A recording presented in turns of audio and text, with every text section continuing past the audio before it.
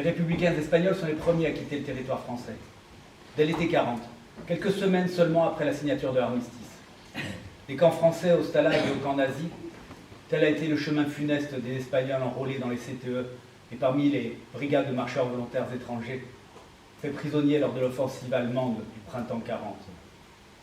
Ils sont alors extraits des stalags où ils étaient détenus parmi les soldats français pour être transférés sur ordre de Berlin dans les camps de concentration du Reich.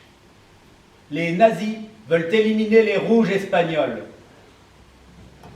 D'autres compatriotes, hommes et femmes, subiront le même sort. Ils seront également déportés pour faits de résistance.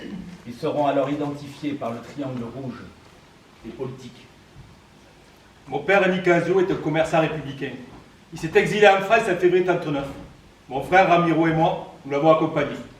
Nous avons tout d'abord été internés au Vernet, dans l'Ariège, puis à Sept-Fonds, dans le Tarn-et-Garonne. Enrôlés dans la compagnie de travailleurs étrangers numéro 101, on nous a menés à la frontière belge.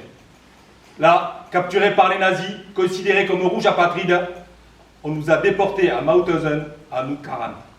À Mauthausen, nous avons gravi plus de 1000 fois les 186 marches de l'escalier de la mort.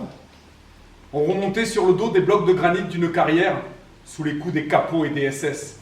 Tout ça pour les chantiers de guerre du Reich. Nous avons été libérés en mai 1945. Mon père, Nicasio, s'est éteint quelques semaines après notre retour en France. Mon frère, Manuel, a voulu rentrer clandestinement en Espagne pour retrouver la mère que nous avions laissée 6 ans plus tôt. Il a été abattu par la Guardia Civile le 13 février 1946. En déportation, il avait écrit ce poème.